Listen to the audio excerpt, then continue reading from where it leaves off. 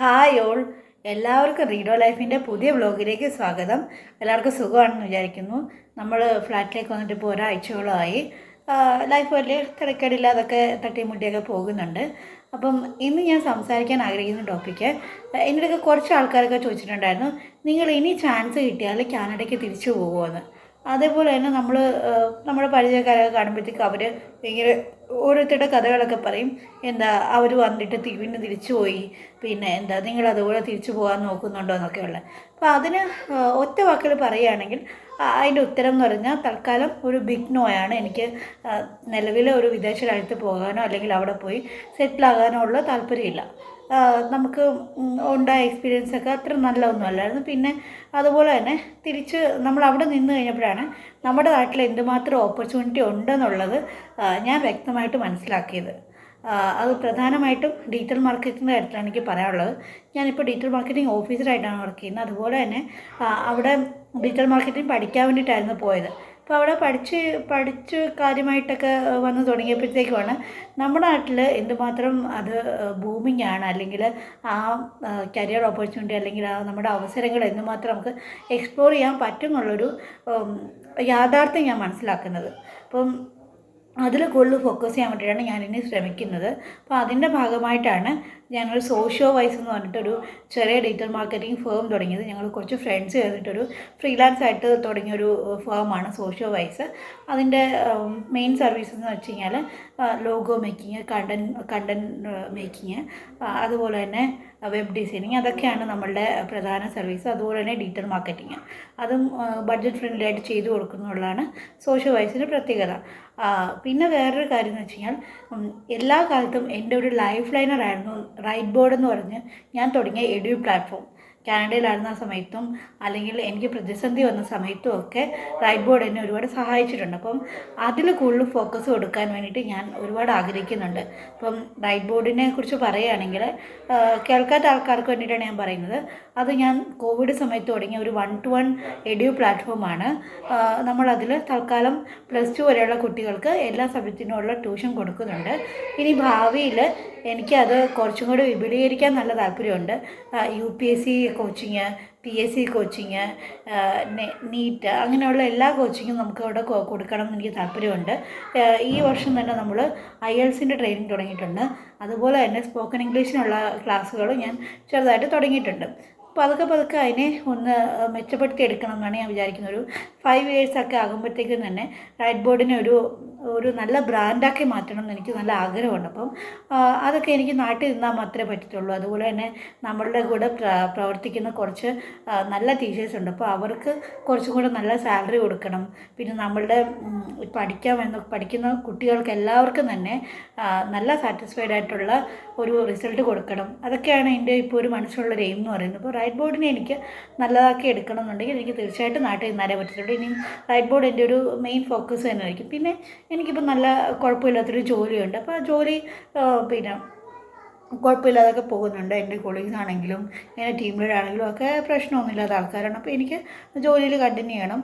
അതൊക്കെയാണ് ഇപ്പോഴത്തെ എൻ്റെ ഒരു മെയിൻ ഫോക്കസ് എന്ന് വെച്ച് കഴിഞ്ഞാൽ. പിന്നെ ഈ കാനഡയിലൊക്കെ പോയിട്ട് ആൾക്കാർ തിരിച്ചു വരുന്നില്ലല്ലോ എന്ന് പലരും ചോദിക്കുന്നുണ്ട്.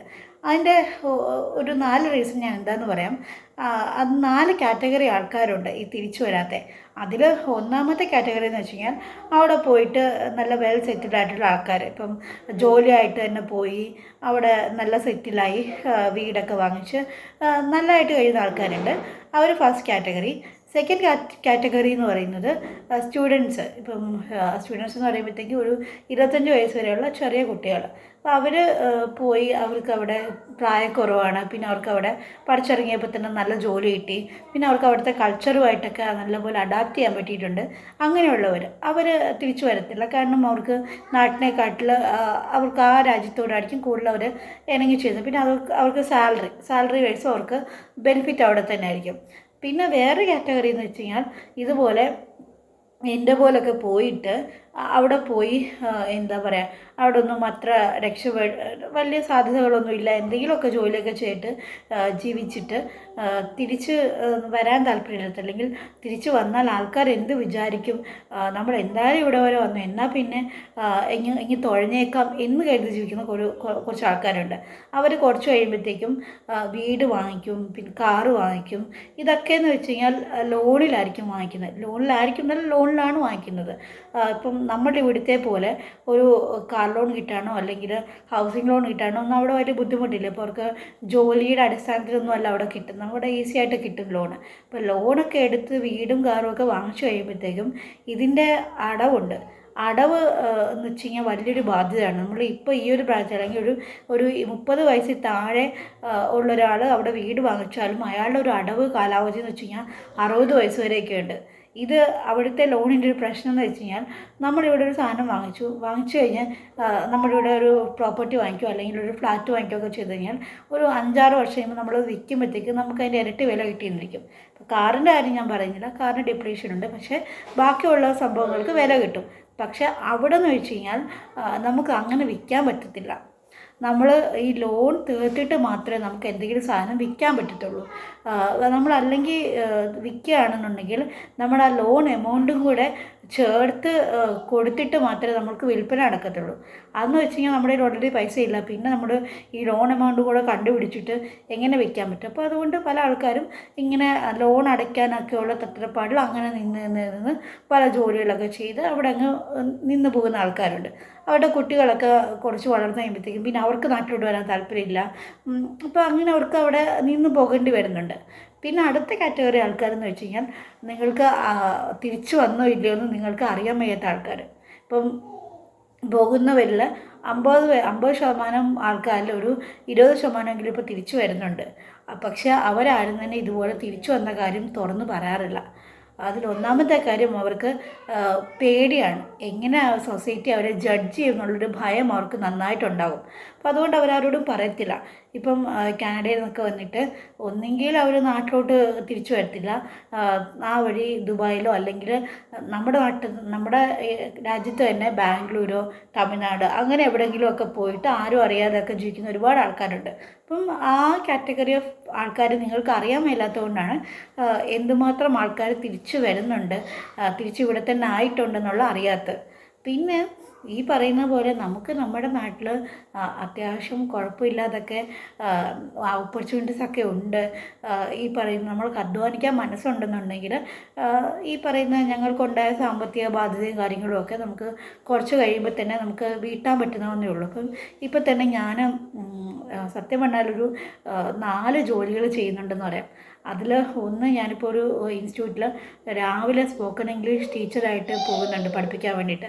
അവിടെ അടുത്ത ആഴ്ച തൊട്ട് IELTS-നും 2-3 കുട്ടികൾ വരും. അപ്പം അവരെയും പഠിപ്പിക്കാൻ വേണ്ടി രാവിലെ വെളുപ്പിനെയാണ് പോകുന്നത്. അത് കഴിഞ്ഞിട്ടാണ് എൻ്റെ ജോലിക്ക് പോകുന്നത്. അത് കഴിഞ്ഞിട്ട് തിരിച്ചു വന്നിട്ട് എൻ്റെ റൈറ്റ് ബോർഡിൻ്റെ കുട്ടികളുണ്ട് ട്യൂഷൻ പഠിക്കുന്നത്, സോഷ്യൽ സ്റ്റഡീസ് പഠിക്കാനുള്ള കുട്ടികളുണ്ട്, അവരെ പഠിപ്പിക്കുന്നുണ്ട്. പിന്നെ ഈ പറഞ്ഞ ഞങ്ങളുടെ ഫേം ഉണ്ടല്ലോ, സോഷ്യൽ വൈസ് എന്ന് പറഞ്ഞിട്ടുള്ള, അതിൻ്റെ വർക്കുകൾ ചെയ്യുന്നുണ്ട്. അങ്ങനെ ഞാനിപ്പോൾ ഒരു 4 വർക്കോളം ചെയ്യുന്നുണ്ട്. നമ്മൾക്ക് പുറം രാജ്യത്ത് പോയിട്ട് ഇപ്പോൾ ഒരു 2-3 ജോലി ചെയ്യാമെന്നുണ്ടെങ്കിൽ എന്തുകൊണ്ട് നമുക്ക് നമ്മുടെ നാട്ടിൽ ചെയ്തുകൂടാ? നമ്മുടെ നാട്ടിൽ ചെയ്ത് നമുക്ക് മാസം ഒരു 50,000-ന് മുകളിലെങ്കിലും വരുമാനം ഉണ്ടാക്കാൻ പറ്റുക, അല്ലെങ്കിൽ ഒരു 1 ലക്ഷം അടുത്തെങ്കിലും നമുക്ക് വരുമാനം ഉണ്ടാക്കാൻ പറ്റിക്കഴിഞ്ഞാൽ തീർച്ചയായിട്ടും നമ്മുടെ കടവുമെല്ലാം ഒരു 10 വർഷം കൊണ്ടോ ഒക്കെ നമുക്ക് അടച്ചു തീർക്കാൻ പറ്റും. ഇപ്പം നമ്മൾ പോയതിനെക്കുറിച്ച് ഓർത്തിട്ട് ഇങ്ങനെ സങ്കടപ്പെട്ടുകൊണ്ടിരുന്നു കഴിഞ്ഞാൽ നമുക്ക് ഒന്നും ആകാൻ പറ്റത്തില്ല. നമ്മൾ നിരാശയുടെ പടുകുഴിയിലോട്ട് വീണ് പോകത്തേ ഉള്ളൂ. അപ്പം ഇനിയൊരു എൻ്റെ കടബാധ്യതയൊക്കെ തീർക്കാൻ വേണ്ടിയിട്ട് ഞാൻ വിദേശത്തോട്ട് പോകാനുള്ള ഉദ്ദേശമൊന്നുമില്ല.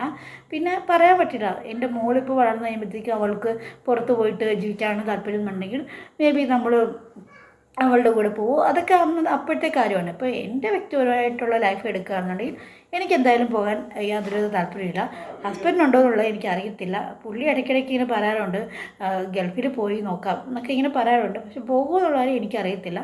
പോകത്തില്ല എന്ന് തന്നെയാണ് എനിക്ക് തോന്നുന്നത്. എന്തായാലും എനിക്ക് പോകാൻ താല്പര്യമില്ല. എനിക്ക് നാട്ടിൽ തന്നെ സെറ്റിൽ ചെയ്ത് എൻ്റെ കടങ്ങളൊക്കെ ഈ പറയുന്ന പോലെയൊക്കെ വീട്ടി നമ്മുടെ ലൈഫ് ഇവിടെ തന്നെ ഇന്ന് മെച്ചപ്പെടുത്താനാണ് ഞാൻ വിചാരിക്കുന്നത്. അപ്പം എല്ലാവർക്കും എന്താ പറയുക, അടുത്ത വ്ളോഗിൽ കാണുന്നിടം വരെ ബൈ ബൈ. പിന്നെ ആർക്കെങ്കിലും റൈറ്റ് ബോർഡിൻ്റെ ട്യൂഷന് ജോയിൻ ചെയ്യാൻ താല്പര്യമുണ്ടെങ്കിൽ ഡെഫിനറ്റായിട്ട് എന്നെ കോൺടാക്റ്റ് ചെയ്യണം. എൻ്റെ കോൺടാക്റ്റ് നമ്പർ ഞാൻ താഴെ കൊടുക്കുന്നുണ്ട്. അപ്പം എല്ലാവർക്കും ബൈ ബൈ.